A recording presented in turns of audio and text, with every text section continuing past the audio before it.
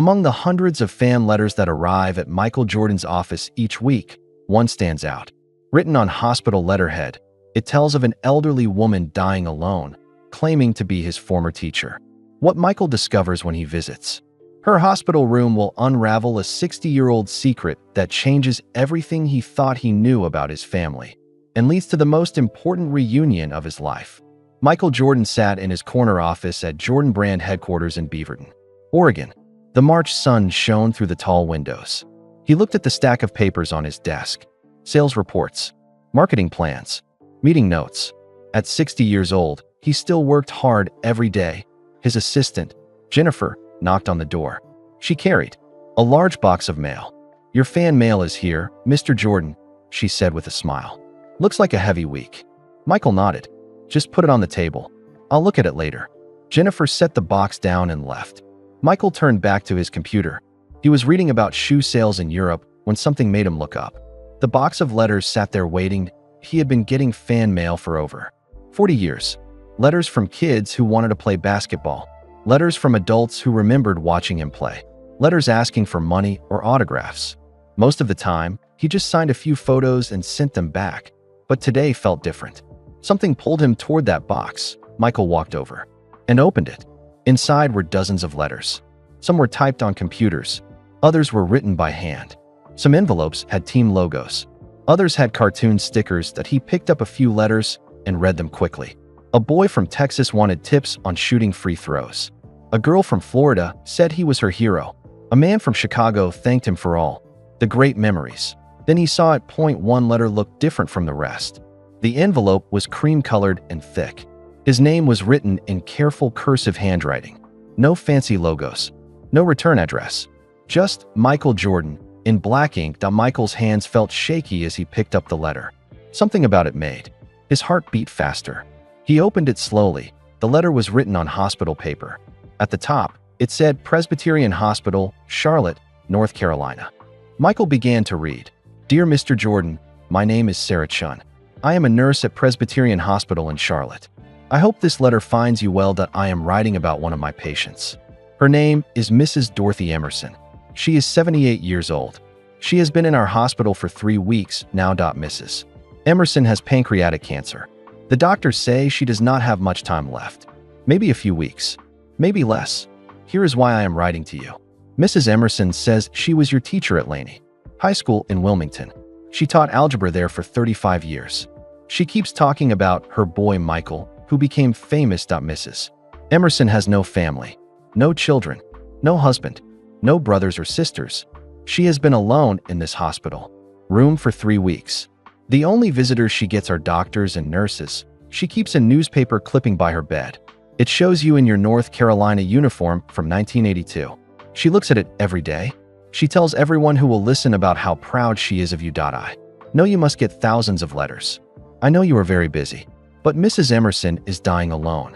She talks about you like you were her own son. If there is any way you could visit her, I think it would mean everything to her. She is in room 314. Thank you for your time. Sincerely, Sarah Chun." Michael's hands were shaking now. He read the letter again. Then he read it a third time. Mrs. Dorothy Emerson. The name hit him like a punch to the stomach. He remembered her clearly. She had been his 9th grade algebra teacher in 1979. Michael was 15 years old then. He was tall and skinny. He cared more about baseball than basketball. And he was terrible at math. Mrs. Emerson made him stay after school for extra help. She was patient with him when other teachers got frustrated. She never made him feel stupid, even when he got the wrong answer over and over again. Michael closed his eyes and could see her classroom. The smell of chalk dust. The sound of her voice explaining fractions. The way she wrote problems on the blackboard with perfect handwriting. But there was more. Mrs. Emerson was the teacher who told him to try out for the basketball team. "You're tall, Michael," she had said one day after math class. "Have you thought about basketball?" "I'm not good enough," he had answered. "I got cut from the team last year." "Getting cut doesn't mean you're not good enough," she had said. "It just means you're not ready yet. But you will be." She was right. Michael tried out again his junior year and made the team. The rest was history. Mrs. Emerson had believed in him when he didn't believe in himself, and now she was dying alone in a hospital room. Michael grabbed his phone and called his pilot. Tommy, I need the jet ready in 2 hours. We're going to Charlotte. Yes, sir, Mr. Jordan. How long will you be staying? Michael looked at the letter again. Mrs. Emerson had kept that newspaper clipping for 41 years. She had no family. She was alone. I don't know yet, he said. Maybe a few days. Michael walked to his window and looked out at the parking lot. Cars were coming and going. People were living their busy lives. None of them knew that somewhere in Charlotte, North Carolina, an old teacher was dying alone that he thought about all. The people who had helped him become successful. His parents, his coaches, his teammates. But Mrs. Emerson was different. She had seen something in him before anyone else did. She had planted a seed of confidence that grew into everything he became. Michael picked up the letter one more time. Something about it bothered him. Not the words themselves, but something else. Something he couldn't quite figure out. Why would a nurse take the time to write such a long letter to a stranger? How did she know so much about Mrs. Emerson's past? And why did Mrs. Emerson keep talking about him after all these years? There was more to this story. Michael could feel it. He grabbed his jacket and headed for the door. Whatever secrets were waiting in Charlotte, he was going to find them. Mrs. Emerson had been there for him when he needed her most. Now it was his turn to be there for her. But as Michael walked toward the elevator, he had no idea that this trip would change everything. He thought he knew about his past. The letter from Sarah Chun was just the beginning. Some secrets had been buried for 40 years. And they were about to come to light. Michael's private jet landed at Charlotte Douglas International Airport 3 hours later. The familiar North Carolina air hit his face as he walked down the steps. It smelled like home, like pine trees and red clay dirt, like memories he had pushed deep down inside. He could have driven straight to the hospital. That would have been the smart thing to do. Mrs. Emerson was dying. Every minute mattered. But Michael found himself in a rental car driving south on Highway 17. He was going to Wilmington first, to Laney High School. He needed to see it again before he faced Mrs. Emerson. He needed to remember who he used to be. The drive took 2 hours. Michael drove past tobacco fields and small towns, past gas stations and churches and roadside fruit stands. This was the North Carolina he grew up in. Simple, quiet, a place where everyone knew everyone else's business. As he drove, memories flooded back. He remembered being 15 years old and scared. Scared he wasn't good enough. Scared he would never amount to anything. Scared that everyone could see he was just pretending to be confident. Mrs. Emerson had seen through all of that. She had seen something in him that he couldn't see in himself. Michael pulled into the parking lot of Laney High School.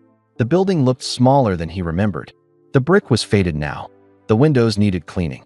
But it was still his school. The place where everything began. A few students were walking around the campus during lunch break. Some of them recognized him and started pointing. Michael waved but kept walking toward the main office. The principal's secretary nearly dropped her coffee when she saw him. "Oh my goodness. Mr. Jordan, what are you doing here?" "I was hoping to speak with the principal," Michael said. "I'm sorry I didn't call first." "Of course. Mr. Walker will be so excited to meet you." Principal James Walker came out of his office with a huge smile. He was a tall black man about Michael's age. He had kind eyes and a firm handshake. "Michael Jordan, this is incredible. What brings you back to Laney?" Michael explained about Mrs. Emerson. He didn't mention the letter from the nurse. He just said he had heard she was sick and wanted to visit her. "Mrs. Emerson was a legend here," Mr. Walker said. "She taught for 35 years. Thousands of students. She retired in 2005, but people still talk about her." Mr. Walker gave Michael a tour of the school. They walked through the hallways Michael remembered, past lockers that looked exactly the same, past the gym where he had been cut from the basketball team as a sophomore. "Here's something you might want to see," Mr. Walker said. He opened a door to what used to be Mrs. Emerson's classroom. The room was now a computer lab. 25 desktop computers sat where wooden desks used to be. A smart board hung where the old blackboard used to be. Everything was modern and digital, but Michael could still see it the way it was. He could see Mrs. Emerson at the front of the room, writing algebra problems in perfect cursive. He could see himself sitting in the third row, struggling to understand. "X and Y. Do you have any old yearbooks?" Michael asked. "Of course. Come to my office." Mr. Walker pulled out yearbooks from the 1970s and 1980s. He flipped through the pages until he found pictures of Mrs. Emerson. Michael stared at the photos. There she was in 1979, the year she taught him. She looked young and hopeful. Her hair was dark brown then. She wore simple dresses and comfortable shoes, but there was something else. In every single picture, Mrs. Emerson wore the same piece of jewelry, a small gold pendant necklace. It was delicate and pretty, but not expensive. She always wore that necklace, Mr. Walker said. Even in her last years here, someone asked her about it once, and she said it was special to her. Michael stared at the necklace in the photo. A memory was trying to surface. Something important. Something he had forgotten. Then it hit him that he was 15 years old again, sitting in Mrs. Emerson's classroom after school. She was helping him with a math problem. He was frustrated and ready to give up. "I'm stupid," he had said. "I'll never get this." "You are not stupid, Michael Jordan," she had said firmly. "You just learn differently than other people. There's nothing wrong with that." Then she had touched her necklace. Just for a second, like it was a habit. Mrs. Emerson, 15-year-old Michael had asked, "What's that necklace?" "It's pretty." She had smiled, but it was a sad smile. "It reminds me of the most important student I ever had. Someone who needed me to believe in them." Back then, Michael had assumed she meant him. He thought he was her most important student. But now, looking at the yearbook photos, he wasn't so sure. Mrs. Emerson had been teaching for years before Michael came along. She could have been talking about any student. "Mr. Walker," Michael said slowly, "do you know anything about Mrs. Emerson's personal life? Did she ever talk about family?" "Not much," Mr. Walker said. "She never married, never had children. She devoted her whole life to teaching. But now that you mention it, there was something." Mr. Walker paused, thinking. A few years before she retired, she got a phone call at school. Personal calls weren't allowed, but she took this one. "I remember because she started crying. Happy tears, I think. She said something like, 'Thank you for calling. I've been worried about you.' Do you know who it was?" "No idea. But after that call, she seemed different. Happier, maybe. Like she had been waiting for that phone call for a long time." Michael felt his heart racing. There was definitely more to Mrs. Emerson's story. Someone had been important enough to make her cry happy. Tears. Someone she had been worried about. "Mr. Walker, I need to ask you something strange. Did Mrs. Emerson ever mention a student named Marcus? Maybe from the late 1970s. Mr. Walker shook his head. "I wasn't here then, but we might have old records." "What?" "Just curious," Michael said. But he wasn't just curious. He was starting to piece together a puzzle. A puzzle that had been waiting 40 years to be solved. Michael thanked Mr. Walker and walked back to his car. As he drove toward Charlotte, toward the hospital, toward Mrs. Emerson, his mind was racing. The necklace, the phone call, the sad smile. When she talked about her most important student. Mrs. Emerson had secrets. And somehow, Michael knew those secrets were connected to him. 20 minutes outside Charlotte, his phone rang. It was Sarah Chun, the nurse who had written the letter. "Mr. Jordan? Is this really you?" "Yes, it's me. I'm on my way to the hospital now." "Thank God," Sarah said. "Mrs. Emerson is getting weaker. But she keeps asking about you. She keeps saying, 'He'll come. My Michael will come. I'll be there in 20 minutes. "Mr. Jordan," Sarah said, her voice quiet. "There's something else. Mrs. Emerson has been talking in her sleep. She keeps saying a name. Marcus. Do you know who that is?" Michael's hands tightened on the steering wheel. Marcus. The same name he had asked Mr. Walker about. "No," he said. "I don't know who Marcus is." But as he said it, Michael knew he was lying. Not to Sarah, but to himself. Somewhere deep in his memory, the name Marcus meant something. Something important, and he was about to find out what. Presbyterian Hospital sat on a busy street in Charlotte. Cars rushed past the main entrance. People hurried in and out with flowers and worried faces. Michael parked his rental car and sat for a moment. His hands were sweating that he had faced pressure his whole life. Game-winning shots, championship games, business meetings worth millions of dollars. But walking into this hospital felt harder than any of that. Mrs. Emerson was dying, and she had secrets that somehow involved him. Michael walked through the automatic doors. The hospital smelled like cleaning supplies and sadness. A security guard recognized him and smiled. Michael nodded but kept walking toward the elevators. Third floor. Room 314. The elevator felt like it took forever. Michael's heart was beating fast. What would Mrs. Emerson look like now? What would he say to her? How do you talk to someone who is dying? The elevator doors opened. Michael walked down a long hallway. Nurses moved quietly between rooms. Machines beeped softly. Everything felt serious and sad. Mr. Jordan? Michael turned around. A young Asian woman in scrubs was walking toward him. She looked tired but excited. I'm Sarah Chun, the nurse who wrote to you. Sarah was smaller than Michael had imagined. Maybe 28 years old. She had kind eyes and a gentle voice. She looked like she cared deeply about her patients. Thank you for writing that letter, Michael said. How is she? Sarah's face became serious. Not good. She's been sleeping most of the day, but she had a good hour this morning. She kept talking. About you. They walked together toward room 314. Sarah stopped outside the door. Mr. Jordan, I need to prepare you.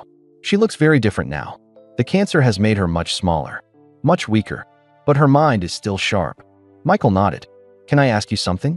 In your letter, you said she talks about me like I was her son. Did she ever mention other students? Anyone named Marcus? Sarah looked surprised. How did you know about Marcus? She does mention that. Names sometimes. Usually when she's falling asleep. She says things like, I hope Marcus is okay, or Marcus was so smart. Do you know who he is? I'm not sure, Michael said. Maybe another student. Sarah opened the door to room 314. Mrs. Emerson? You have a visitor. Michael looked through the doorway. The room was small and clean. Afternoon sunlight came through the window. And there, in the hospital bed, was Mrs. Dorothy Emerson. She looked so tiny. Her gray hair was thin and spread across the pillow. Her hands were folded on top of the white blanket. She was much smaller than Michael remembered, but taped to the table next to her bed was the newspaper clipping Sarah had mentioned. A photo of 19-year-old Michael in his North Carolina uniform from 1982. The paper was yellow and worn from being handled so many times. Mrs. Emerson's eyes were closed. She was breathing slowly and peacefully. Mrs. Emerson, Sarah said softly, someone special is here to see you. Mrs. Emerson opened her eyes. For a moment, she looked confused. Then she saw Michael standing in the doorway. Her face changed completely. Her eyes filled with tears. She tried to sit up in bed. Michael, she whispered. Oh my goodness.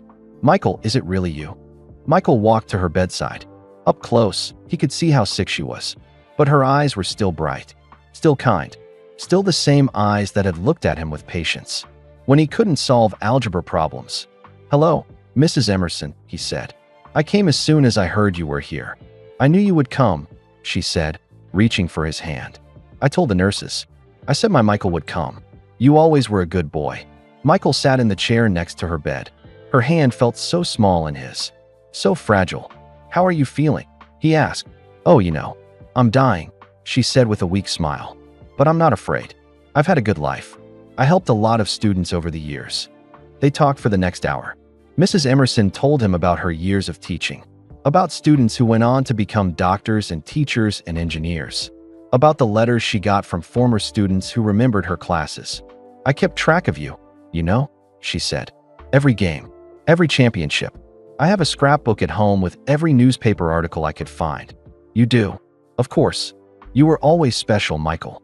Even when you were 15 and thought you were stupid at math. Michael laughed. I remember those after-school sessions. You were so patient with me. You weren't stupid.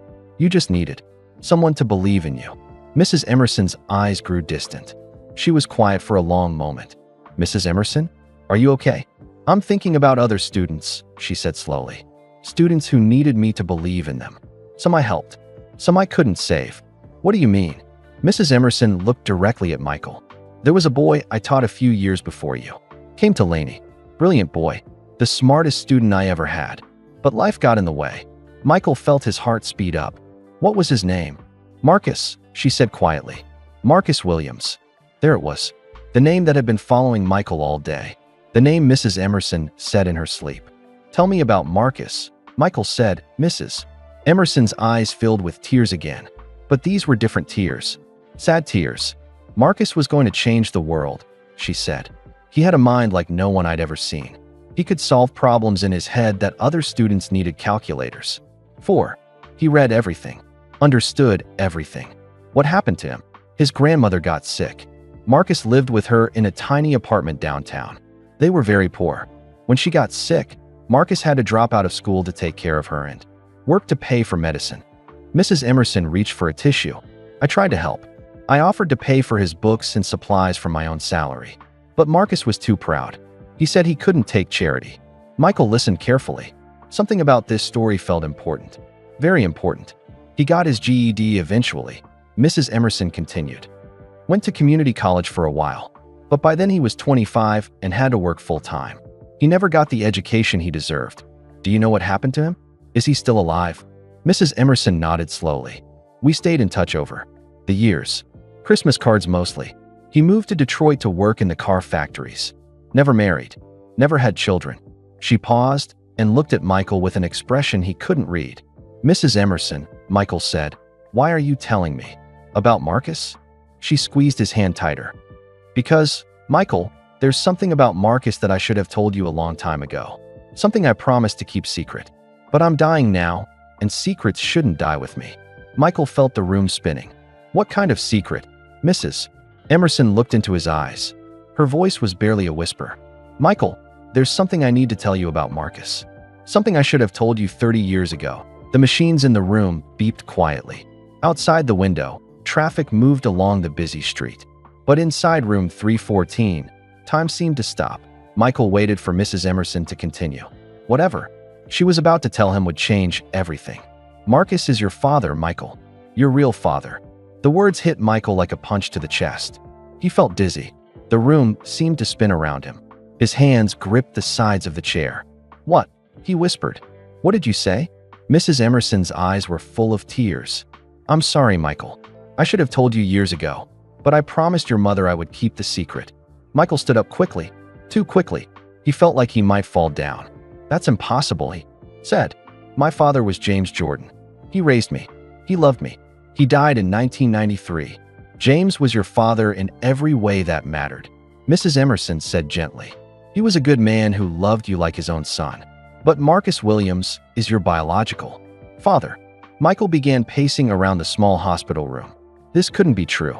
His whole life, he had been Michael Jordan, son of James and Dolores Jordan. His father had been his hero, his role model, his biggest fan. I don't understand, Michael said. How do you know this? Why would my mother lie to me? Mrs. Emerson patted the bed. Sit down, Michael. Let me tell you the whole story. Michael sat down, but his leg bounced nervously. His mind was racing. Marcus and your mother met in 1962, Mrs. Emerson began. They were both very young. Dolores was 17. Marcus was 19. They fell in love the way young people do, completely and without thinking about the future. Michael tried to imagine his mother as a teenager. She had always seemed so strong and wise to him. It was hard to picture her as a scared 17-year-old. When Dolores became pregnant with you, Marcus was terrified. Mrs. Emerson continued. He was working 2 jobs just to keep his grandmother's apartment. He was taking classes at night, trying to get his high school diploma. He knew he couldn't support a family, so he just left. Michael asked. His voice sounded angry. No, Michael. It wasn't like that. Marcus loved your mother very much. And he already loved you, even before you were born. But he was realistic about what he could provide. Mrs. Emerson reached into her bedside drawer. She pulled out an old photograph and handed it to Michael. The photo showed a young black man in a cap and gown. He was smiling proudly at the camera. He looked happy but tired. There was something familiar about his face. This is Marcus at his GED ceremony in 1964, Mrs. Emerson said. He was 21 years old. He had worked for 3 years to get his high school diploma while supporting his grandmother. Michael stared at the photo. The man did look familiar. He had the same strong jaw that Michael saw in the mirror every day. The same long fingers. The same serious eyes. Your mother was so young and scared, Mrs. Emerson continued. Her parents were furious when they found out she was pregnant. They wanted her to give you up for adoption. Michael's heart was pounding. What happened? Marcus made the hardest decision of his life. He stepped aside so that Dolores could marry James Jordan. James was a good man who could provide for her. And the baby, he could give you opportunities that Marcus never could. Michael felt sick to his stomach. So Marcus just gave me away. He gave you a chance at a better life, Mrs. Emerson said firmly. Do you think that was easy for him? Do you think he didn't want to hold his son? To teach you things? To watch you grow up? Tears were running down Mrs. Emerson's cheeks now. Marcus came to see me before he left for Detroit. He was crying like a baby. He said it was killing him to leave you, but he knew it was the right thing to do. Michael was quiet for a long time. He looked at the photograph again. This stranger who was apparently his father looked so young, so hopeful. "Why are you telling me this now?" Michael asked. "Because Marcus is dying too, Michael. He has Alzheimer's disease. He's in a nursing home in Detroit. He doesn't have much time left." Michael felt like the room was closing in on him. His teacher was dying. His real father was dying. And he had never known either of them the way he should have. Does he know about me? I mean, does he know how my life turned out? Mrs. Emerson smiled through her tears. "Oh, Michael, Marcus has followed every single day of your career. Every game, every championship, every business deal. He is so proud of you." "How do you know that?" "Because he writes to me. He has been writing to me for 40 years. Every few months, I get a letter from Marcus telling me about something you did, some game you won, some award you received." Mrs. Emerson reached into her drawer again. This time she pulled out a thick stack of letters tied with a blue ribbon. "These are just from the last 5 years, she said. "I have boxes of them at home." Michael picked up one of the letters. It was written in careful handwriting on plain white paper. The return address said Marcus Williams, Detroit, Michigan. "Can I read one?" Michael asked. "Of course. They're about you." Michael opened a letter dated 6 months ago. It read, "Dear Dorothy, I saw Michael's interview on TV last night. He was talking about his new school in Chicago. He looked good, older, but still strong that I wish I could tell him how proud I am. I wish I could tell him that everything he accomplished makes all the pain worth it, that I know I made the right choice 40 years ago. Look how amazing he turned out. But sometimes I wonder what it would have been like to be his dad. Really be his dad, that I hope you are well. Thank you for always writing back to me. You are the only person who understands. Love." Marcus. Michael's hands were shaking as he read. This man, his biological father, had been thinking about him his whole life, missing him, being proud of him from far away. "Mrs. Emerson," Michael said, "why did you keep Marcus's letters? Why did you stay in touch with him?" Mrs. Emerson touched her throat where her gold necklace used to hang. "Because Marcus gave me that necklace in 1963. He asked me to wear it and think of him whenever I saw you in my classroom." Michael remembered the necklace from all the yearbook photos. She had worn it every single day. "You see, Michael, you weren't just any student to me. You were the son of the boy I couldn't save. When Marcus had to leave school to take care of his grandmother, it broke my heart. I felt like I had failed him." Mrs. Emerson wiped her eyes with a tissue. "When you came to my classroom 15 years later, you looked just like Marcus did at your age. Smart but scared, talented but unsure. I saw my chance to help Marcus's son, the way I couldn't help Marcus." Michael felt overwhelmed. Everything made sense now. Why Mrs. Emerson had been so patient with him. Why she had pushed him to try out for basketball. Why she had believed in him when he didn't believe in himself. She wasn't just being a good teacher, Michael realized. She was keeping a promise to my real father.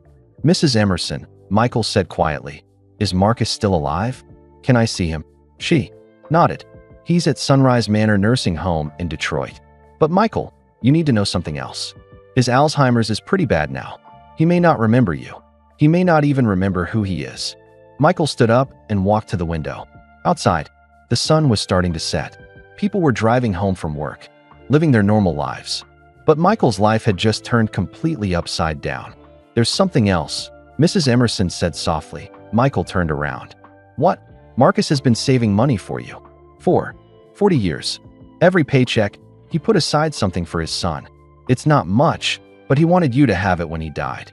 Michael felt tears coming to his eyes. This man he had never met had been sacrificing for him his entire life. "Mrs. Emerson," Michael said, "does my mother know you're telling me this?" She shook her head. "Dolores and I haven't spoken in 20 years. She was angry with me for staying in touch with Marcus. She thought it would complicate things." Michael walked back to Mrs. Emerson's bedside. He took her small hand in his. "Thank you for telling me," he said. "I know it wasn't easy. I'm dying, Michael. I couldn't take this secret with me. Marcus deserves to see his son before he dies. And you deserve to know where you really come from." Michael kissed Mrs. Emerson's forehead.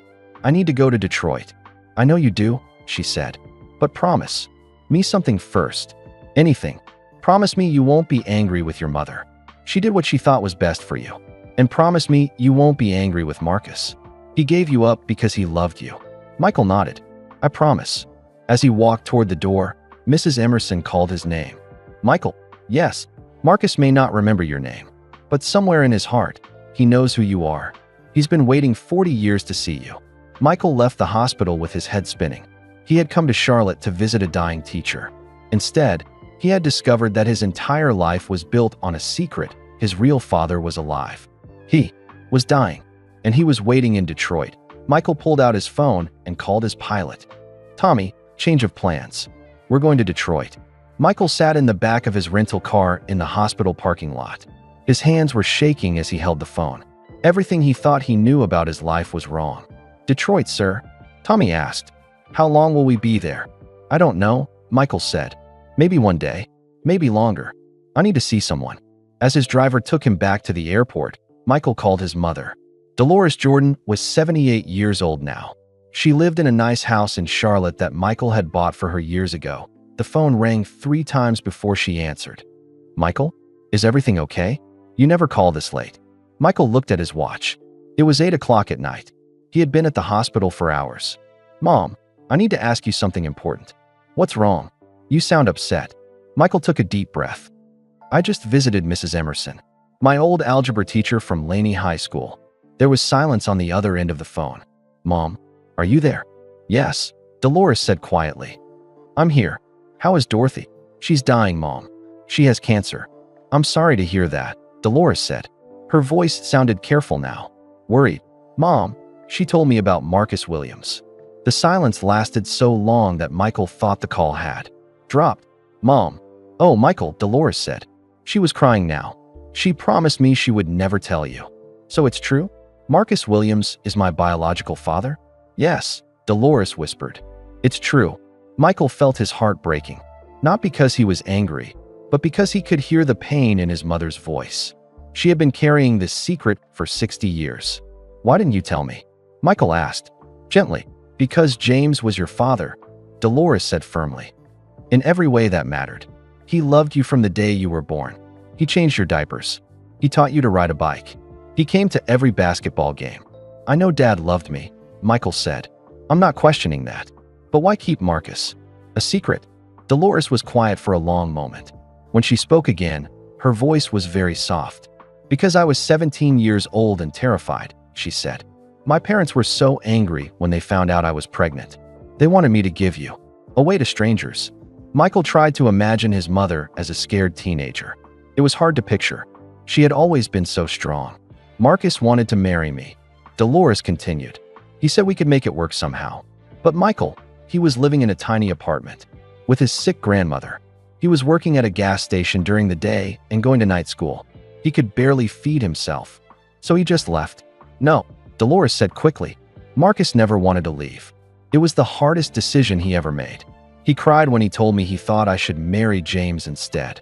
Michael listened as his mother told him the whole story. How James Jordan had been a family friend. How he had offered to marry Dolores and raise the baby as his own son. How Marcus had stepped aside because he wanted Michael to have opportunities he couldn't provide. "James knew?" Michael asked. "Of course he knew. We never lied to each other. But we agreed that you were our son.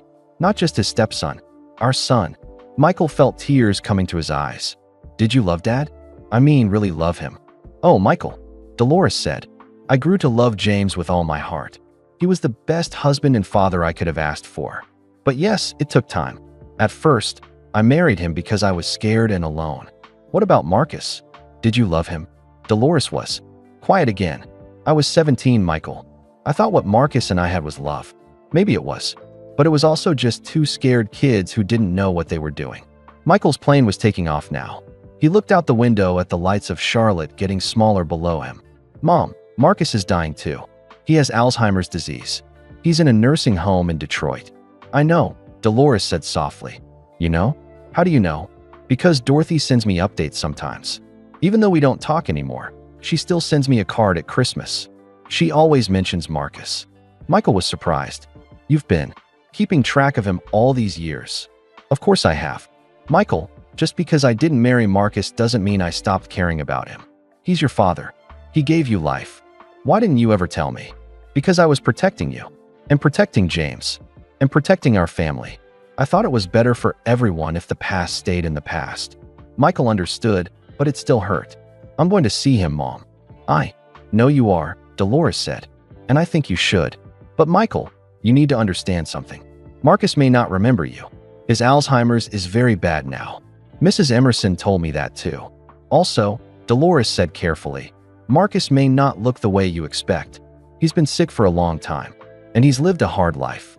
Michael thought about the photograph Mrs. Emerson had shown him. Marcus had looked so young and hopeful in his graduation picture. What kind of life did he have? Michael asked.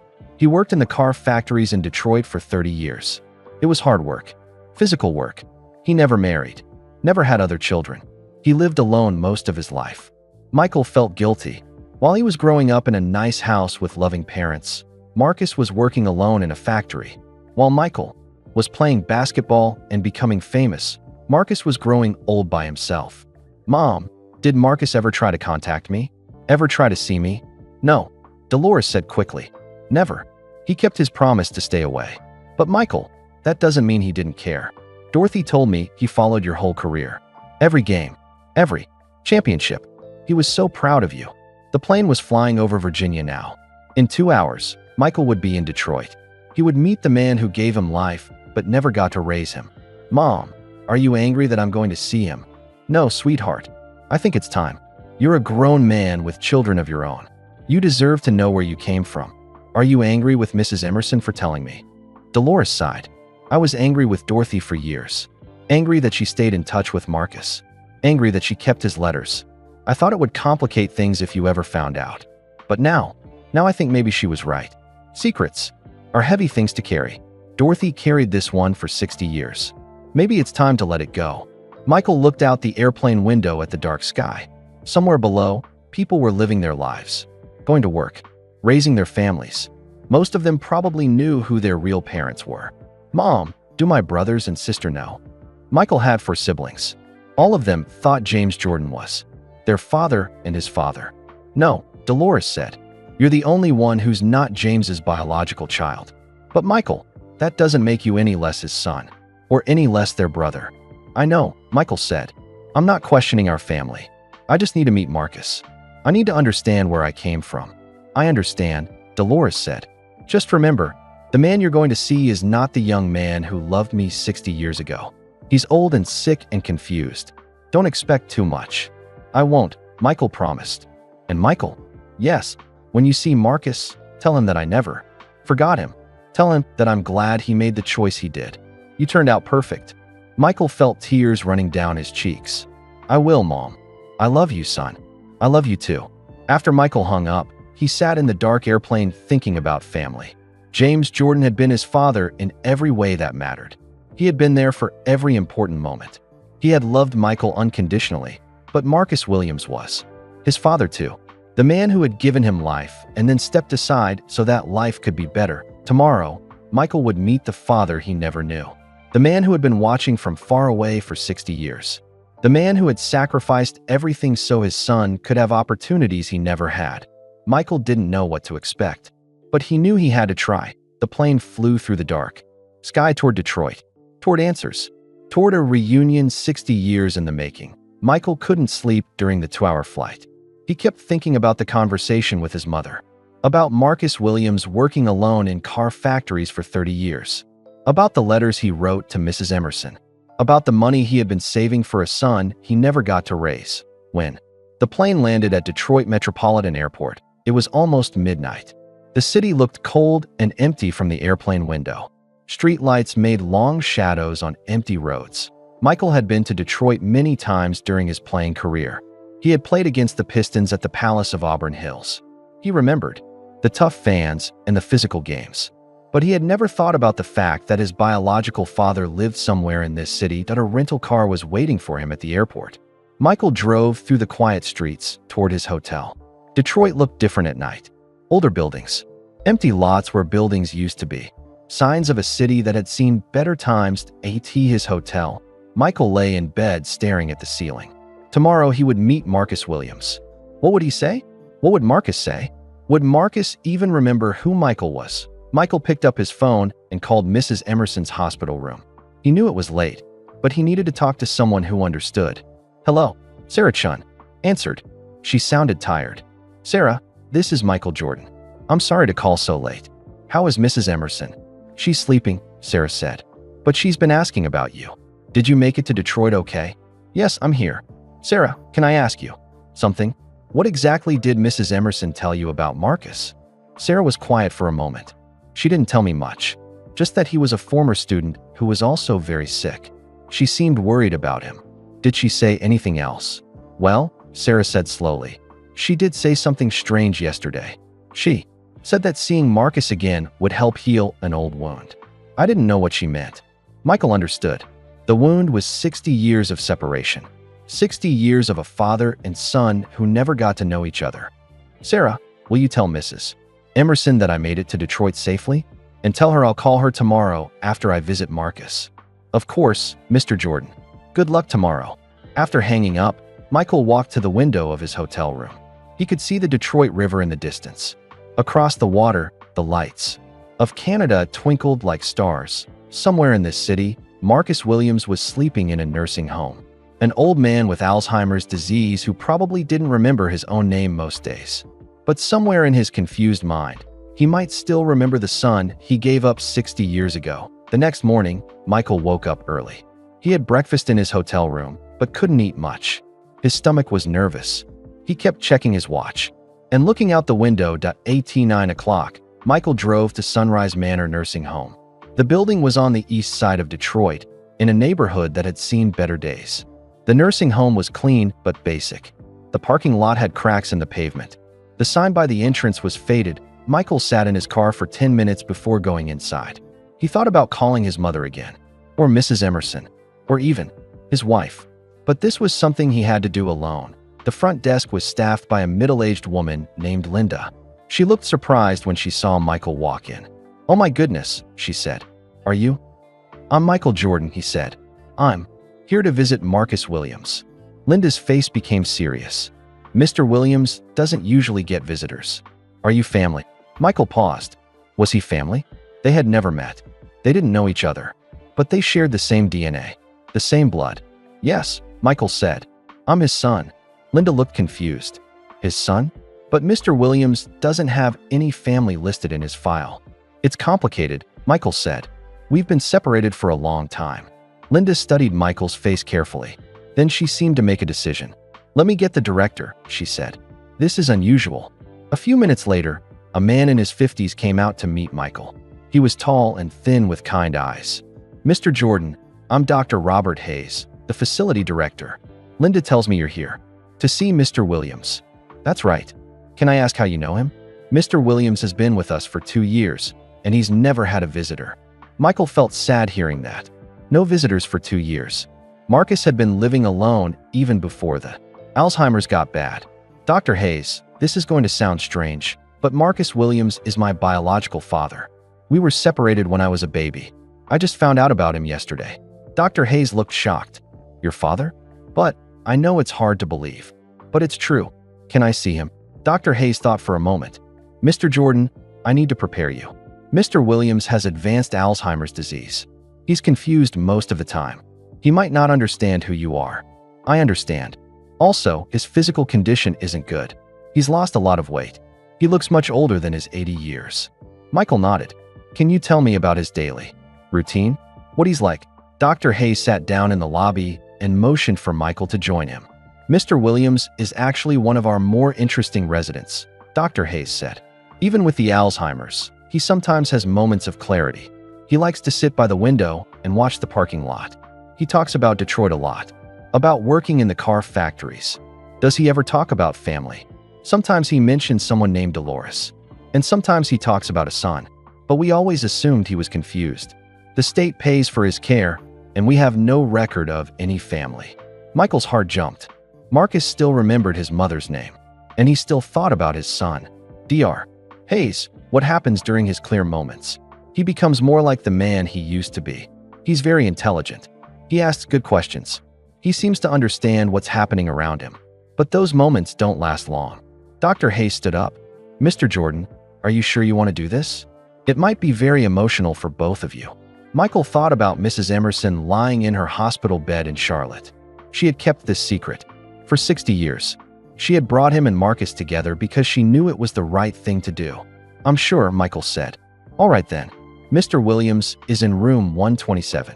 It's down the hall and to the right. As they walked toward the room, Dr. Hayes continued talking. Mr. Williams usually has his best moments in the morning. If you're going to connect with him, now is the best time. They stopped outside room 127. Through the doorway, Michael could see a thin man sitting in a chair by the window. He was wearing a simple blue shirt and gray pants. His hair was completely white. Michael's heart was pounding. This was it. After 60 years, he was about to meet his biological father. Mr. Williams, Dr. Hayes said as they entered the room. You have a visitor. The man by the window turned around slowly.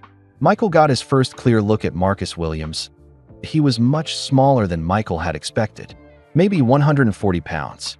His face was thin and lined with wrinkles, but his eyes were still sharp, still intelligent, and there was no doubt they were related.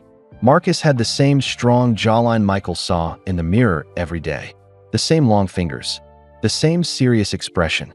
Marcus, Michael said softly. My name is Michael Jordan. Marcus looked at him with confusion at first. Then something changed in his eyes. A spark of recognition. Michael Jordan, Marcus said slowly. The basketball player? Yes, Michael said. That's me. Marcus smiled for the first time. I love watching you play. You remind me of someone I used to know. Michael felt his heart breaking.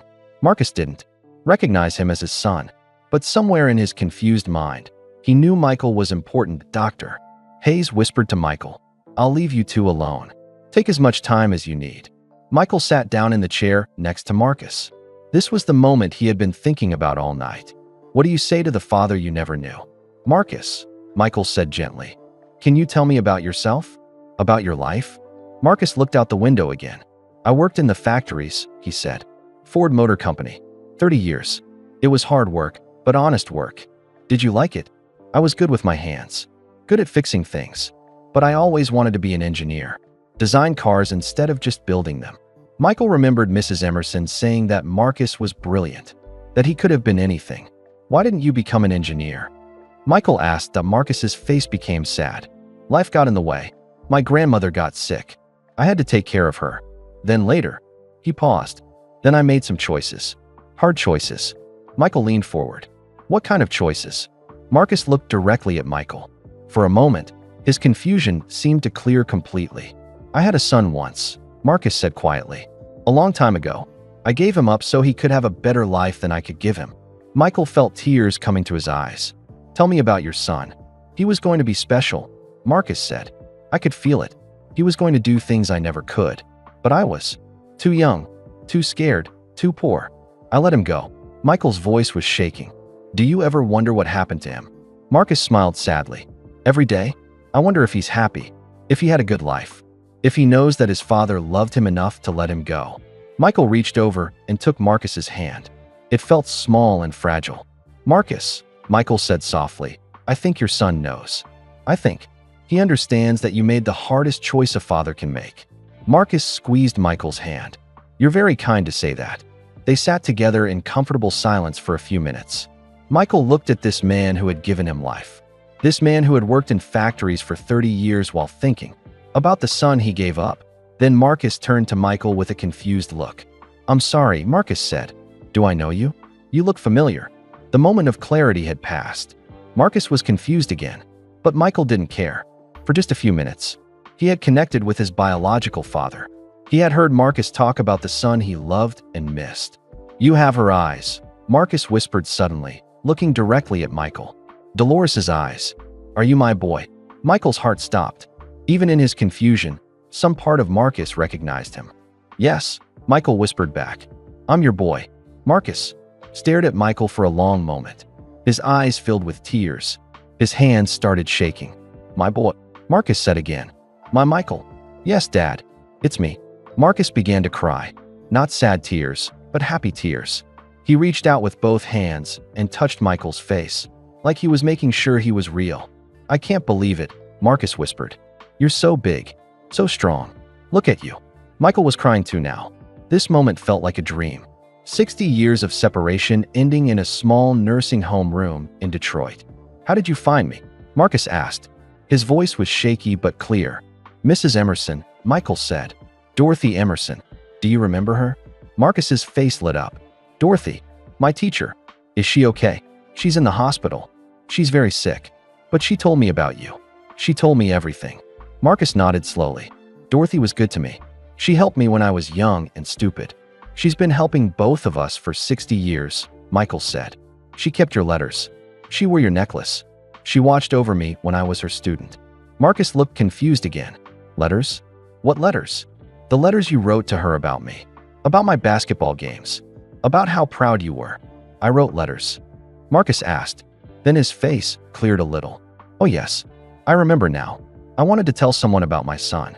About how amazing he became. Michael pulled his chair closer to Marcus's chair. Tell me about your life, Dad. Tell me about Detroit. About the factories. For the next hour, Michael listened as Marcus talked about his life.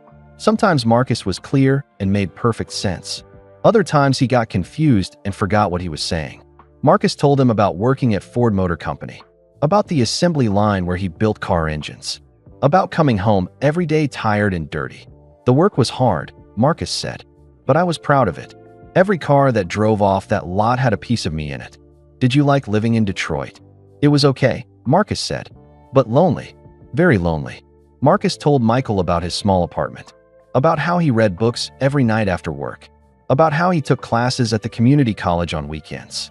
I kept learning, Marcus said, even though I couldn't finish high school the normal way. I wanted to keep my mind sharp. What did you study? Everything. Math, history, literature. I loved to read. Marcus smiled. I read every book about basketball I could find, especially books about you. Michael felt his heart breaking. While he was growing up with loving parents and every opportunity, Marcus was alone in Detroit, reading about his son in books. Marcus, Michael said gently, do you remember giving me up? Do you remember making that choice? Marcus's face became very serious. That was the hardest day of my life, but I knew it was right. You needed a father who could provide for you, who could give you opportunities. Do you regret it? Marcus looked directly at Michael. How can I regret it? Look at you. You became everything I dreamed you could be. You're successful. You're famous. You have a beautiful family. But you missed everything. My childhood. My games. My wedding. I didn't miss it, Marcus said. I watched every game on TV. I read every newspaper article. I celebrated every championship from far away. Marcus reached into his bedside table and pulled out a small wooden box. His hands were shaking as he opened it. Inside the box were dozens of newspaper clippings, pictures of Michael from his playing days, articles about his business success, photos of his children. I kept everything, Marcus said, every article I could find.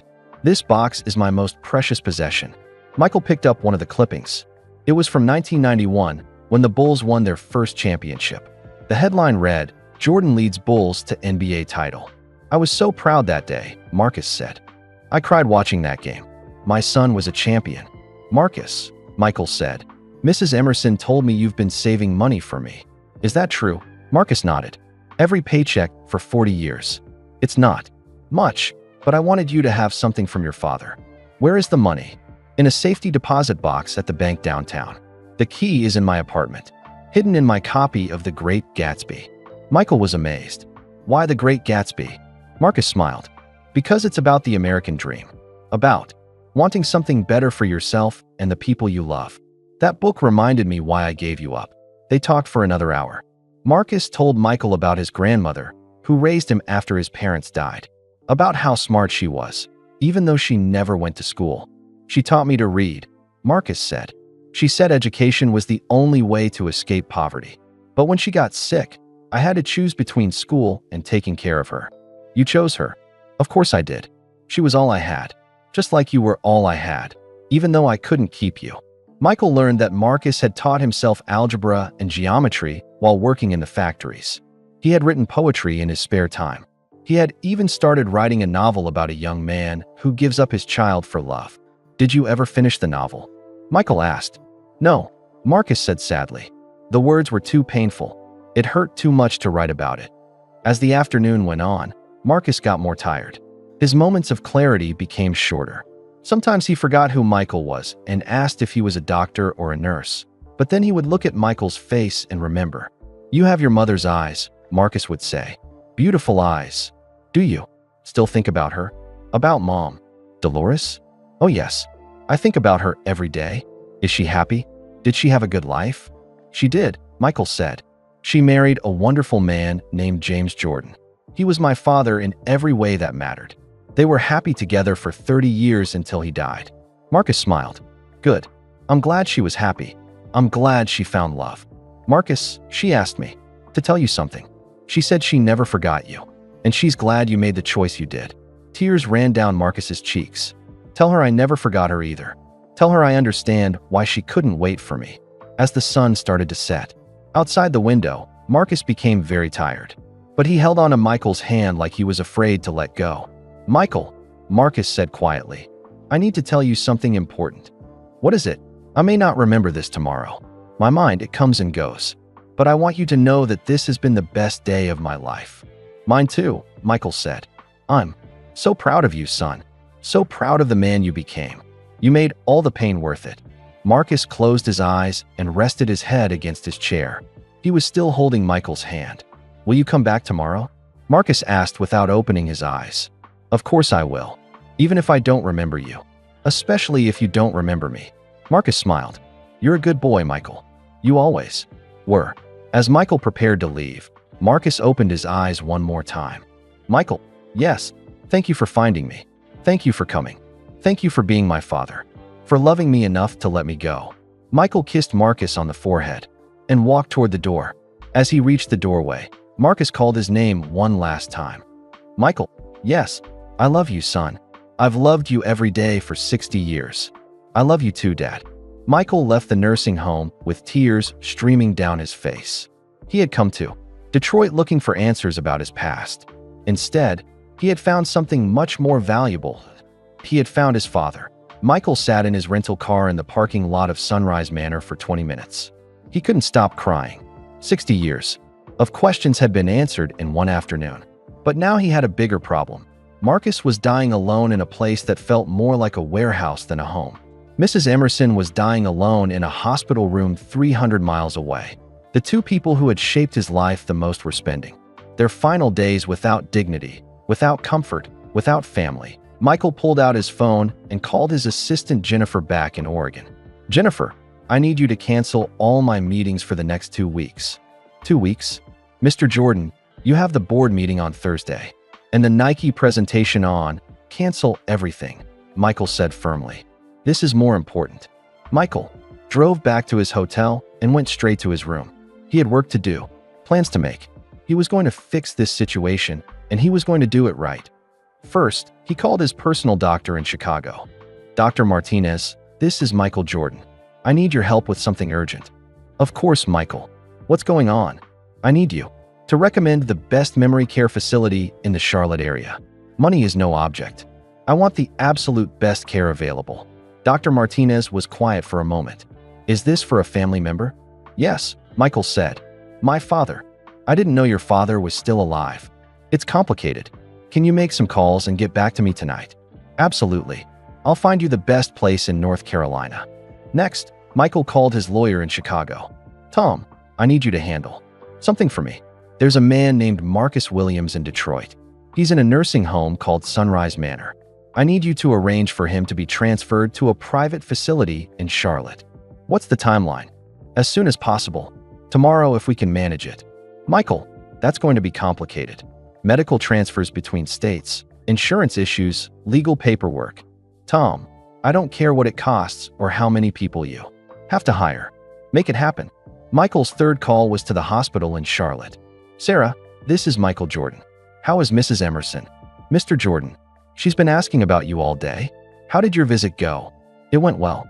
Sarah, I need to ask you something. Is it possible to move Mrs. Emerson to a private room? A nicer room? Well, yes, but her insurance might not cover. I'll cover all the costs. I want her to have the best room in the hospital.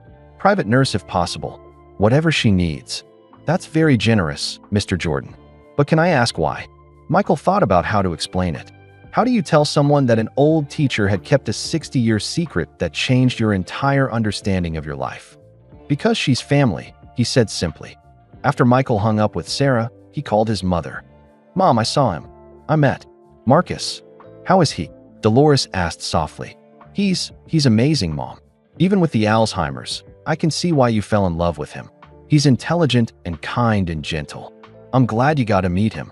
Mom, I'm moving him to Charlotte. I'm going to make sure he gets the best care possible."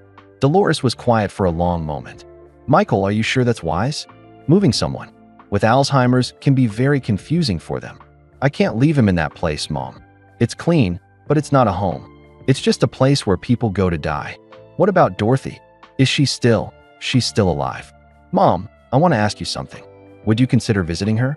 I know you two haven't spoken in years, but she's dying. And she kept this secret because she thought it was protecting our family." Dolores sighed. "I've been thinking about Dorothy since you called last night. Maybe it is time to let old grudges go. I think she'd like to see you." "I'll think about it, Michael. But first, tell me more about Marcus. What did you talk about?" Michael told his mother about the box of newspaper clippings, about the money Marcus had saved, about how he had followed Michael's entire career from far away. "He never married, Mom. Never had other children. He spent 40 years alone, thinking about the son he gave up. That breaks my heart," Dolores said. "Marcus was such a good young man. He deserved to be happy. He said to tell you that he never forgot you, and that he understands why you couldn't wait for him." Michael heard his mother crying on the other end of the phone. "Mom, are you okay?" "I'm fine," she said. "It's just hearing his name after all these years. I'm glad he doesn't hate me for marrying James." "He doesn't hate you, Mom. He's grateful. He said you made the right choice because it gave me a better life." That evening, Michael got a call back from Dr. Martinez. "Michael, I found the perfect place. Magnolia Manor in Charlotte.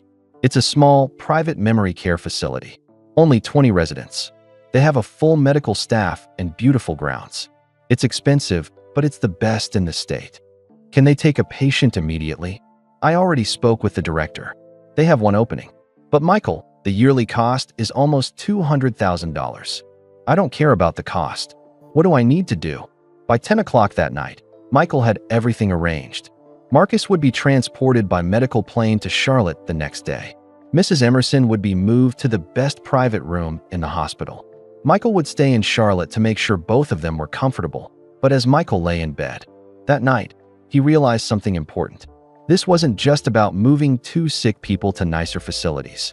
This was about bringing together two people who had loved him in different ways. Mrs. Emerson had guided his education and his character. Marcus had given him life and then sacrificed his own happiness to give Michael opportunities. Both of them were dying. Both of them were alone. But they didn't have to die alone. The next morning, Michael went back to Sunrise Manor to see Marcus. Before the transfer, he found Marcus sitting in the same chair by the window. Marcus looked up when Michael walked in, but his eyes were confused. "Hello," Marcus said politely. "Are you a new doctor?" Marcus didn't remember yesterday's visit. The Alzheimer's had taken that beautiful reunion away from him. But Michael didn't mind. He understood now that this disease would steal many moments. The important thing was to make sure Marcus's remaining time was filled with dignity and love. "I'm Michael," he said, sitting down next to Marcus. "I'm your son." Marcus looked at him carefully. "My son? I have a son." "Yes. And today we're going to take a trip together. You're going to a new place where you'll be more comfortable." "A trip?" Marcus seemed excited. "I haven't taken a trip in years." "It's going to be a good trip," Michael promised. "And when we get there, you're going to meet someone very special. Someone who has been thinking about you for a long time." "Who?" "An old friend," Michael said. "Someone who helped both of us when we needed it most." As the medical transport team arrived to move Marcus, Michael thought about Mrs. Emerson lying in her hospital bed in Charlotte. She had orchestrated this reunion by writing that letter through Sarah. She had kept Marcus's secret for 60 years. And now, in her final days, she would get to see the result of her lifelong kindness. Marcus and Mrs. Emerson would be together again. The teacher who couldn't save her student, and the student who never forgot his teacher's kindness. And Michael would be there to take care of both of them. The plane lifted off from Detroit carrying Marcus Williams toward the reunion he didn't know he had been waiting for. Toward his son, who had found him after 60 years. Toward his old teacher, who had never stopped believing in second chances. As Detroit disappeared below them, Michael held his father's hand and watched the clouds roll by. In a few hours, 3 lives that had been separated by secrets and sacrifice would finally come together. For the first time in 60 years, none of them would be alone. The medical plane landed at Charlotte Douglas Airport at 2 o'clock in the afternoon. Michael held Marcus's hand during the entire flight. Sometimes Marcus seemed to understand they were traveling together. Other times he looked confused and asked where they were going. "We're going to see an old friend of yours," Michael kept saying. "Someone who has been waiting to see you for a very long time." "An old friend?" Marcus would ask. "What's their name?" "Dorothy. Dorothy Emerson." Sometimes Marcus smiled when he heard the name. Sometimes he looked blank. But Michael could tell that somewhere deep in his memory, the name meant something important. An ambulance was waiting at the airport to take Marcus to Presbyterian Hospital. Michael had arranged for Marcus to be admitted to the same floor as Mrs. Emerson. He wanted them to be close to each other. During the ride to the hospital, Marcus stared out the window at Charlotte. The city looked different than Detroit. Warmer, more trees, older buildings mixed with new ones. "This is where I grew up," Michael told Marcus. "This is where you met my mother." "Dolores?" Marcus said suddenly. "Is Dolores here?" "No, but we're going to see someone who knew both of you. Someone who cared about both of you." At the hospital, Sarah Chun was waiting for them. She had been preparing Mrs. Emerson for the visit all morning. "How is she?" Michael asked as they rode the elevator to the 3rd floor. "She's very excited," Sarah said, "and very weak. This might be one of her last good days." "Does she know that Marcus is coming?" "Yes. When I told her, she started crying. Happy tears. She asked me to help her fix her hair." The elevator opened on the 3rd floor. Michael walked beside Marcus's wheelchair as they moved down the hall toward Mrs. Emerson's new private room. "Mr. Williams," Sarah said gently to Marcus, "we're going to see Mrs. Emerson now. She was your teacher a long time ago." Marcus nodded, but Michael could see he was confused. The trip and the new place had made his Alzheimer's worse. They stopped outside room 318. Through the window, Michael could see Mrs. Emerson sitting up in bed. She looked tiny, but her eyes were bright and alert.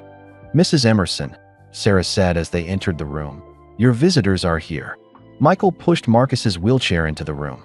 Mrs. Emerson looked at Marcus for a long moment. Then she began to cry. "Marcus," she whispered. "Oh my goodness. Marcus, is that really you?" Marcus stared at the woman in the hospital bed. He looked confused at first. Then something changed in his face. A spark of memory. "Dorothy," he said slowly. "Dorothy Emerson?" "Yes, Marcus. It's me. It's Dorothy." Michael moved Marcus's wheelchair closer to Mrs. Emerson's bed. Sarah quietly left the room to give them privacy. For several minutes, nobody spoke. Mrs. Emerson and Marcus just looked at each other. 60 years of separation ending in a hospital room. "You look old," Marcus said finally. Mrs. Emerson laughed. "So do you." Marcus Williams. "How long has it been?" Marcus asked. "Too long," Mrs. Emerson said. "Much too long." Michael sat in a chair between them. He watched as his teacher and his biological father reconnected. It was like watching two pieces of his life puzzle finally fit together. "Dorothy," Marcus said, "this young man says he's my son. Do you know anything about that?" Mrs. Emerson looked at Michael with tears in her eyes. "Yes, Marcus. This is Michael. This is your boy." Marcus studied Michael's face carefully. "He's so big, so successful looking. He became everything we hoped he would," Mrs. Emerson said. "Remember how we used to talk about him when he was little? How we wondered what kind of man he would become? We talked about him. In your letters, Marcus.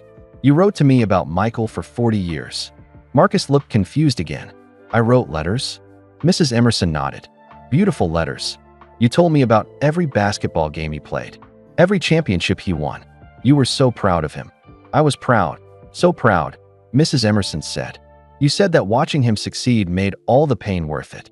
Michael watched as Mrs. Emerson gently helped Marcus remember pieces of his life. She talked about the letters he had written, about how he had followed Michael's career, about how much he had loved his son from far away. "Marcus," Mrs. Emerson said, "do you remember why you left Wilmington? Why you went to Detroit?" Marcus thought for a moment. "My grandmother was sick. I had to take care of her." "That's right. And there was something else. Something about a baby." "A baby?" Marcus looked at Michael again. "Was there a baby?" "Yes," Mrs. Emerson said gently. "There was a baby. A beautiful baby boy who needed a good life." Slowly, with Mrs. Emerson's help, Marcus began to remember. Not everything, but pieces. Important pieces. "I gave him up," Marcus said quietly. I gave up my son so he could have a better father. Yes, Mrs. Emerson said. You made the hardest choice a young man could make. Did I do the right thing? Marcus asked, looking at Michael. Yes, Michael said. You did exactly the right thing. For the next 2 hours, the three of them talked. Sometimes Marcus was clear and remembered everything. Sometimes he was confused and forgot where he was. But Mrs. Emerson was patient with him, the same way she had been patient with Michael when he was struggling with algebra. Marcus told them about his life in Detroit, about working in the car factories, about the small apartment where he lived, alone, about the books he read to keep his mind busy. I missed you both, Marcus said during one of his clear moments. Dorothy, I missed your letters when you stopped writing. I never stopped writing, Mrs. Emerson said. I wrote to you every Christmas for 40 years. You did, every year.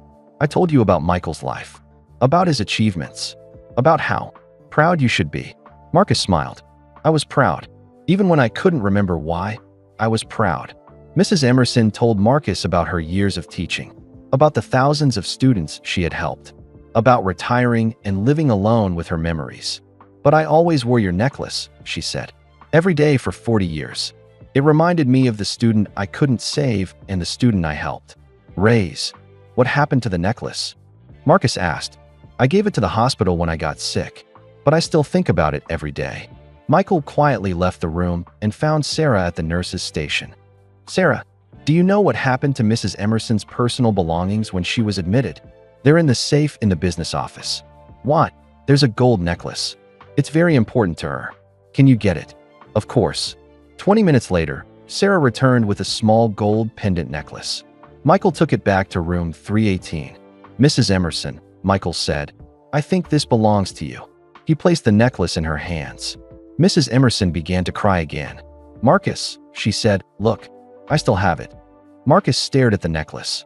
I remember that. I gave it to you. You gave it to me in 1963, Mrs. Emerson said. You asked me to wear it and think of you whenever I saw your son in my classroom. Did you? Did you think of me? Every single day. Marcus reached out and touched the necklace with his shaky fingers. It's so small, but it meant so much. Mrs. Emerson put the necklace around her neck. Even in her hospital bed, even sick and dying, she looked more complete with it on. Marcus, she said, I need to tell you something important. What? You were wrong about one thing. You thought you couldn't save your son, but you did save him. You gave him a chance at a life you couldn't provide. That's not giving up. That's love. Marcus looked at Michael. Did I save you? Yes, Michael said. You saved me by letting me go. As the afternoon turned to evening, Marcus got more tired. His moments of clarity became shorter, but he held on to Mrs. Emerson's hand like he was afraid to let go. Dorothy, Marcus said quietly, I'm glad we got to see each other again. Me too, Marcus. Me too. I may not remember this tomorrow. That's okay. I'll remember for both of us. Marcus smiled. You always were the smart one, and you always were the good one. That night, Michael arranged for a cot to be brought into Mrs. Emerson's room. Marcus would sleep there so they could be near each other, as the two elderly people. Settled in for the night, Michael sat in the chair between their beds. Mrs. Emerson was wearing Marcus's necklace. Marcus was holding a photograph of young Michael from Mrs. Emerson's collection. Michael, Mrs. Emerson whispered in the dark, thank you for bringing us together. Thank you for keeping the secret until it was time to tell it. Marcus, Mrs. Emerson called softly. Yes, I'm not afraid to die anymore. Why not? Because I got to see you again. Because I got to watch Michael become the man we always knew he could be. Marcus was quiet for a moment. Dorothy, yes, I love you. I always have. Not like a husband loves a wife, but like a son loves a mother. I love you too, Marcus. You were the best student I ever had. Even though I had to drop out. Especially because you had to drop out. You taught me that sometimes the bravest thing you can do is walk away. Michael listened to them talk in the darkness. Two people who had shaped his life in different ways. Two people who had found each other again after 60 years of separation.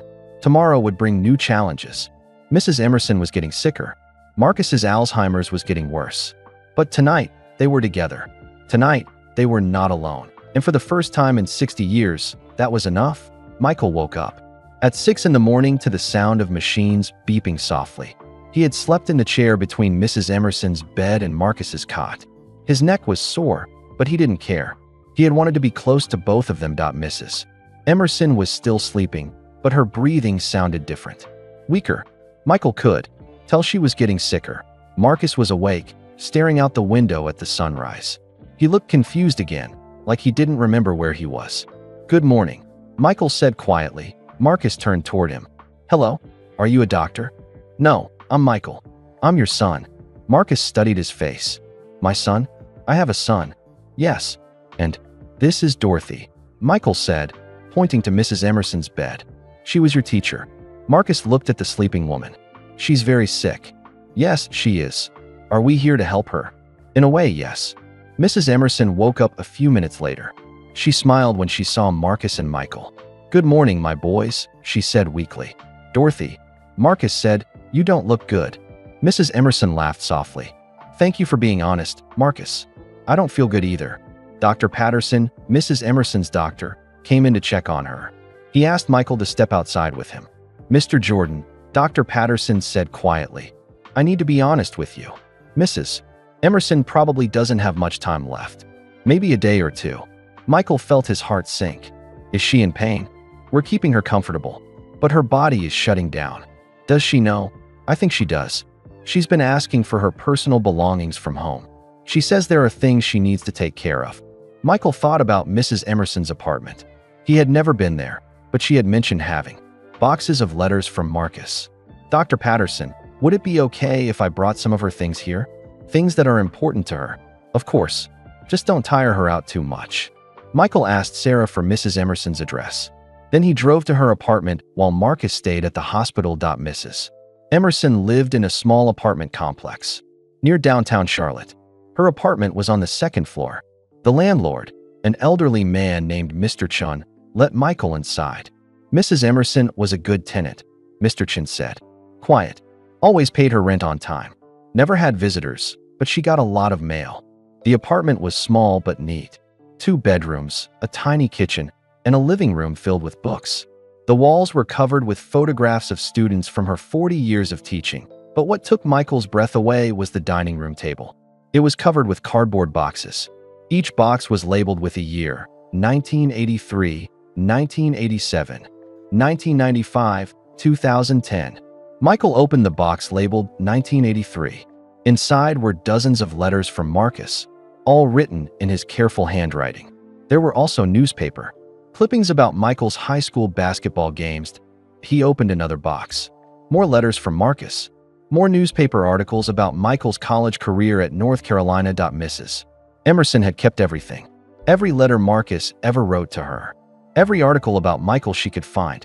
40 years of correspondence between a teacher and her former student who had become the father of her most famous pupil. In the bedroom, Michael found Mrs. Emerson's personal items. Photo albums. A jewelry box. A small wooden chest that was locked. Michael brought everything back to the hospital. When Mrs. Emerson saw the boxes, she started crying. "You found them," she whispered. "All of them," Michael said. 40 years of letters. Marcus was sitting in his wheelchair next to Mrs. Emerson's bed. He was looking through one of the photo albums. "Dorothy," Marcus said, "there are pictures of me in here. Young pictures. I kept everything, Marcus. Every photo. Every letter. Every memory." Mrs. Emerson asked Michael to open the locked wooden chest. Inside was something that made Michael's heart stop. Money. Stacks and stacks of cash. Old bills, new bills, all bundled together with rubber bands. "Mrs. Emerson," Michael said, "What is this?" "It's Marcus's money," she said quietly. Michael was confused. "What do you mean?" Mrs. Emerson looked at Marcus, then back at Michael. "Marcus, do you remember sending me money every month?" Marcus looked blank. "I sent you money for 40 years. Every month.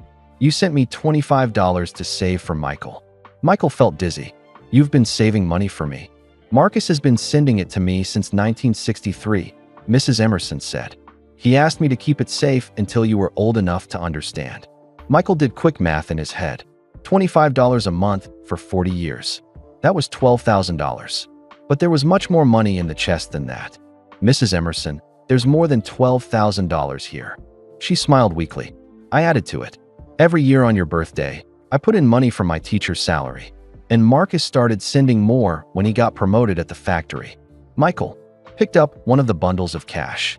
There was a note wrapped around it in Mrs. Emerson's handwriting. For Michael's wedding, 1989. Another bundle had a note that said, for Michael's children's college fund, 1995. You've both been saving money for me my whole life. Marcus never stopped being your father, Mrs. Emerson said. And I never stopped being your teacher.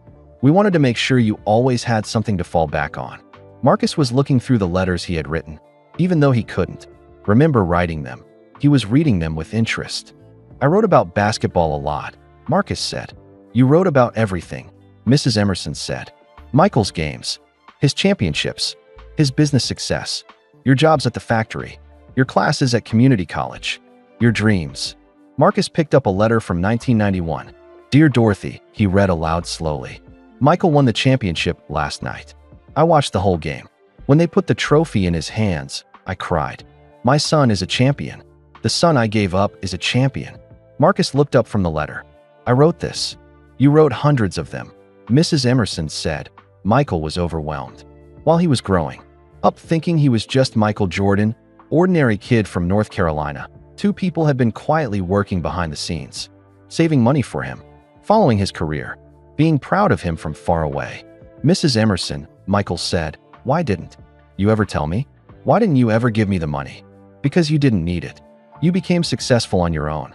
The money wasn't about the money, Michael. It was about love. It was Marcus's way of being your father even though he couldn't be with you. Mrs. Emerson reached into the chest and pulled out one more item. A sealed envelope with Michael's name on it. Marcus wrote this letter 5 years ago, before his Alzheimer's got bad. He asked me to give it to you when the time was right. Michael opened the envelope with shaking hands. Inside was a letter written in Marcus's careful handwriting. My dear son Michael, if you are reading this, then Dorothy has kept her promise to bring us together. I am probably very sick by now, and I may not remember you when we meet. But I want you to know some things while my mind is still clear. First, I love you. I have loved you every day for your entire life. Giving you up was not giving up on you. It was giving you the best chance I could. Second, I am proud of you. Not just because you became famous, but because you became a good man. I can see it in your interviews and in the way people talk about you. You have a kind heart. Third, the money Dorothy has been keeping is not a gift. It is not charity. It is 40 years of a father's love in the only form I knew how to give it. I know James Jordan was your real father. He raised you and loved you, and was there for all the important moments. I am grateful to him, but I hope you can find room in your heart for two fathers. One who raised you, and one who loved you enough to let you go. That I hope when we meet, I will remember you. But if I don't, please know that somewhere in my heart, I will always know you are my son.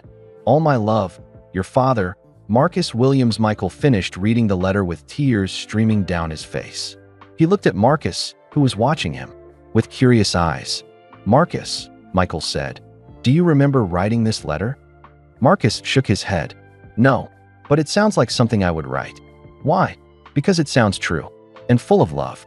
Mrs. Emerson was getting weaker, but she was smiling. I did it, she whispered. Did what? Michael asked. I kept my promise to both of you. I promised Marcus I would watch over you. I promised you that someone would always believe in you. And I promised myself that I would bring you together before it was too late. Michael realized something incredible.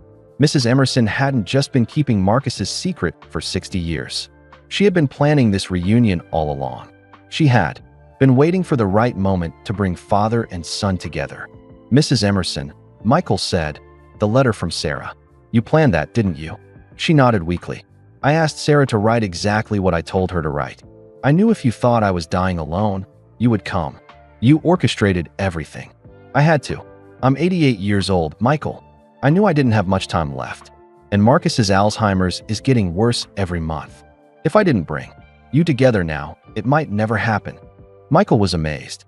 Even dying, Mrs. Emerson had been thinking about other people, about reuniting a father and son, about healing old wounds. Thank you, Michael said. Thank you for never giving up on us. Thank you for becoming the man we always knew you could be.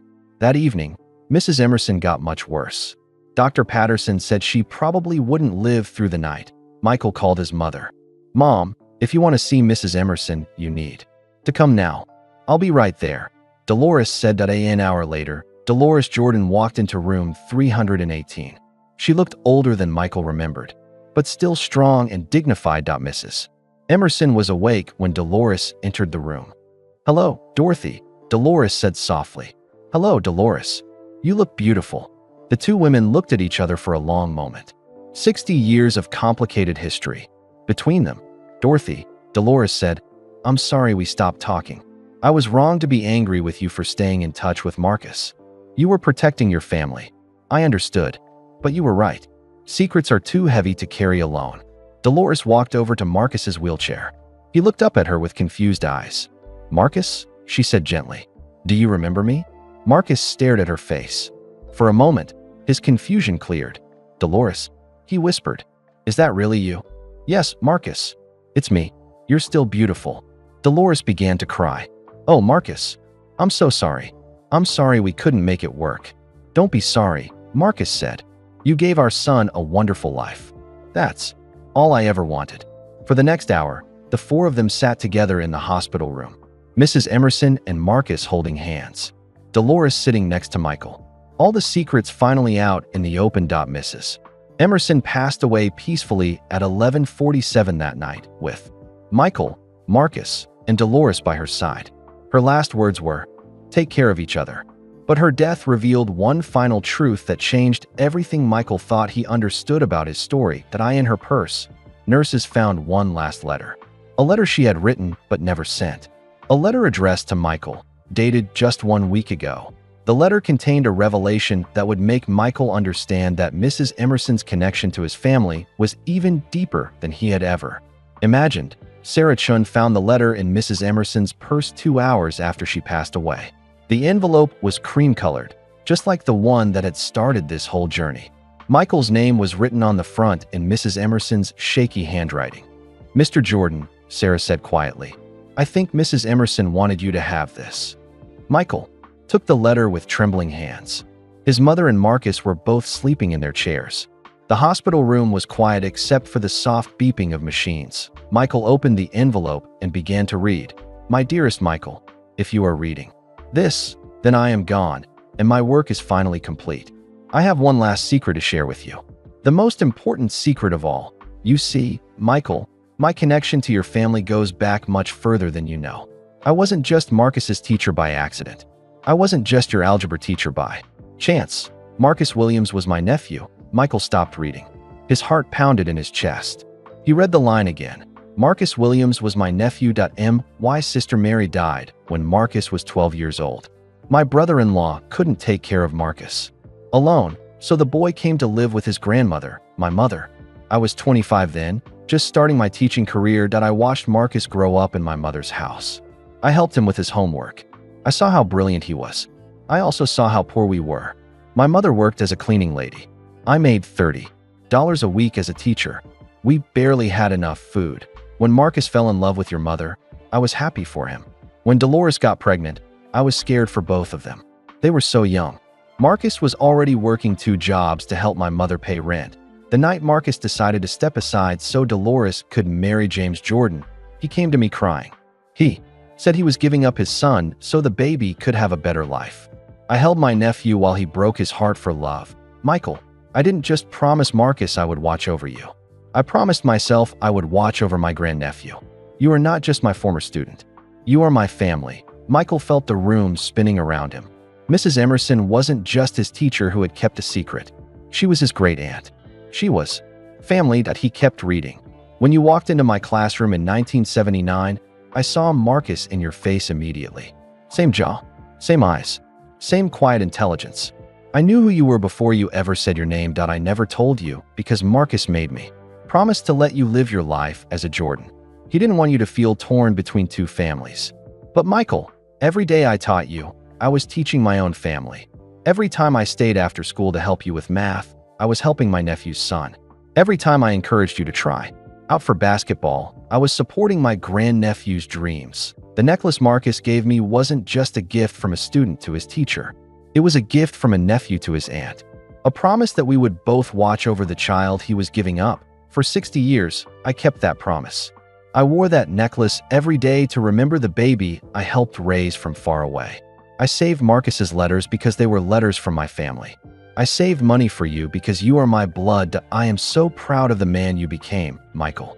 Not just as your teacher, but as your great aunt. You are the best of all of us.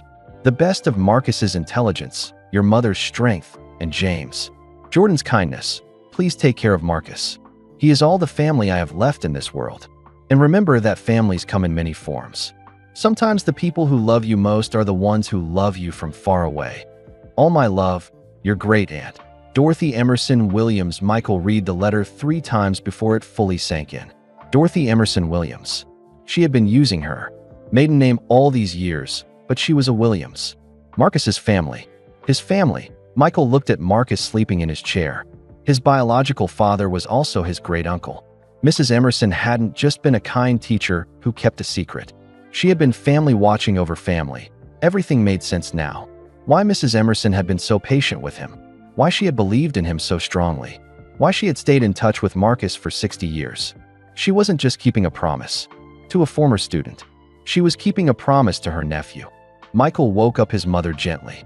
"Mom," he whispered, "I need to show you something." Dolores read the letter with growing amazement. When she finished, she looked at Marcus with tears in her eyes. "I never knew," she said. "Dorothy never told me she was Marcus's aunt." "She kept that secret too," Michael said. "She kept all the secrets to protect our family." "Michael, do you realize what this means?" "What?" "It means you've had blood family watching over you your entire life. Mrs. Emerson wasn't just a teacher who cared about you. She was family who loved you." Michael thought about all the times Mrs. Emerson had been there for him. The after-school tutoring, the encouragement to try out for basketball, the way she had smiled at him in the hallway. He had thought it was just good teaching, but it was family love. "Mom, should we tell Marcus about Mrs. Emerson being his aunt?" Dolores looked at Marcus, who was still sleeping peacefully. "His Alzheimer's is so bad now. He might not understand, but we can try." When Marcus woke up an hour later, Michael showed him the letter. Marcus read it slowly, his lips moving as he sounded out the words. "Dorothy was my aunt?" Marcus asked. "Yes, your mother's sister." Marcus thought for a moment. "I remember now. Aunt Dorothy. She helped raise me when my mother died." "Do you remember living with your grandmother?" "With Mrs. Emerson's mother?" "Yes," Marcus said, his eyes becoming clearer. "Grandma Williams. She was so good to me. And Aunt Dorothy was there too. She helped me with school." For a few minutes, Marcus remembered his childhood clearly. He told Michael and Dolores about living in his grandmother's small house, about how Aunt Dorothy would come over every Sunday for dinner, about how she helped him with his homework when he was struggling in school. "She always believed I was smart," Marcus said, "even when my teachers didn't." "She believed in you your whole life," Michael said. "And she believed in me because I was your son." Marcus looked at Michael with sudden understanding. "She watched over you for me." "Yes, because we were family. Because you were family." Marcus smiled. "I'm glad she did. I'm glad you had family watching over you, even when I couldn't be there." That afternoon, Michael made funeral arrangements for Mrs. Emerson. He arranged for her to be buried in the Williams family plot next to her mother and sister, Marcus's grandmother and mother. The funeral was small but meaningful. Michael, his mother, and Marcus were there. So were several former students who had heard about Mrs. Emerson's death. Sarah Chin came too, along with a few other nurses from the hospital. During the service, Michael spoke about Mrs. Emerson's life, about her 40 years of teaching, about the thousands of students she had helped, about the secret she had kept to protect a family she loved. "Mrs. Emerson taught me that families come in many forms," Michael said. "Sometimes your family is the people who raise you. Sometimes your family is the people who give you life. And sometimes your family is the people who love you quietly from far away, making sure you have everything you need to succeed." After the funeral, Michael moved Marcus to Magnolia Manor, the beautiful memory care facility he had found. Marcus's room had a window that looked out on a garden. There were comfortable chairs and pictures on the walls. Michael visited Marcus every day. Sometimes Marcus remembered who he was. Sometimes he didn't. But Michael didn't mind. He read to Marcus from the letters Marcus had written to Mrs. Emerson. He showed him pictures of Michael's children, Marcus's grandchildren. "Do I have grandchildren?" Marcus would ask. "Yes, beautiful grandchildren." and they want to meet their grandfather. Michael brought his children to meet Marcus. His daughter Jasmine was especially gentle with the old man. She would sit next to his wheelchair and tell him about school. Marcus always smiled when she talked, even when he couldn't. Remember her name? 6 months after Mrs. Emerson's death, Michael started the Dorothy Emerson Williams Foundation. The foundation provided scholarships for students from low-income families who showed academic promise. Every year, Michael personally met with the scholarship recipients. He told them about Mrs. Emerson and about the importance of having someone who believes in you. At the first scholarship ceremony, held at Laney High School, Michael spoke to 50 students who reminded him of himself at their age. Kids who were struggling but trying. Kids who needed someone to see their potential. My teacher, Mrs. Dorothy Emerson, once told me that getting cut from the basketball team didn't mean I wasn't good enough, Michael said. It just meant I wasn't ready yet. Sometimes in life, we all need someone to help us get ready, to help us see what we can become. After the ceremony, a young girl approached Michael. She was about 14, quiet and serious. She reminded him of himself at that age. "Mr. Jordan," she said, "I don't have anyone who believes in me. My parents work 2 jobs and don't have time for school stuff. My teachers think I'm just average. Will you be my Mrs. Emerson?" Michael looked at this young girl and saw himself. He saw Marcus. He saw the cycle of hope and possibility that Mrs. Emerson had started so many years ago that he thought about Mrs. Emerson's final letter, about families coming in many forms, about people who love you from far away. "I already am," he said, putting his hand on her shoulder. "And so are a lot of other people. Sometimes you just have to look for them." Michael realized that Mrs. Emerson's greatest lesson wasn't about algebra or basketball. It was about love, about how love multiplies when you share it, about how one person believing in you can change your entire life. Marcus lived for 2 more years at Magnolia Manor. In his clear moments, he was proud of Michael's foundation. He was proud of his grandchildren. He was proud that Mrs. Emerson's legacy would continue through the students they helped. Marcus died peacefully in his sleep on a Tuesday morning in spring. Michael was holding his hand. His last words were, "Tell Aunt Dorothy I kept my promise. Tell her I loved my son from far away." Michael buried Marcus next to Mrs. Emerson in the Williams family plot. 3 generations of a family finally together. At Marcus's funeral, Michael spoke about love and sacrifice, about fathers who raise you and fathers who give you life, about teachers who become family and family who become teachers. "My father Marcus taught me that sometimes the greatest love requires the greatest sacrifice," Michael said. "My great aunt Dorothy taught me that family is not just about blood. It's about the people who choose to love you and believe in you, even when it's hard." After the funeral, Michael went to visit the young girl from the scholarship ceremony. Her name was Jasmine, and she lived in a small apartment with her grandmother. "How are your grades?" Michael asked. "Better," Jasmine said. "I've been trying harder since you told me people believe in me." "Good. Keep trying. Keep believing in yourself." "Mr. Jordan, can I ask you something?" "Anything. Do you think Mrs. Emerson would be proud of what you're doing? With the scholarships and everything?" Michael thought about Mrs. Emerson lying in her hospital bed, about her final words, "Take care of each other." "Yes," he said. "I think she would be very proud. And I think she would want us to keep helping kids like you. Kids who just need someone to believe in them." Michael realized that the story wasn't ending. It was beginning again. With every student the foundation helped. With every young person who found someone to believe in them. With every act of love that passed from one generation to the next. Mrs. Emerson had taught him that the best way to honor the people who believe in you is to believe in others. The best way to repay love is to share love. And that was exactly what Michael planned to do for the rest of his life. We'd love to know where you're listening from. Drop a comment below and tell us your city or country. If this story touched your heart, please give this video a like and subscribe to our channel for more inspiring true stories that celebrate the power of human kindness and connection. And don't forget to share this video with your friends and family. Stories like these remind us that sometimes the greatest gifts come from the people who love us quietly from far away, and that believing in someone can change their entire life. Help us spread kindness and awareness by sharing Michael's story. You never know whose life might be touched by learning about the teacher who kept a promise, the father who sacrificed everything, and the son who discovered that family comes in many beautiful forms. Thank you for listening, and we'll see you In the next story,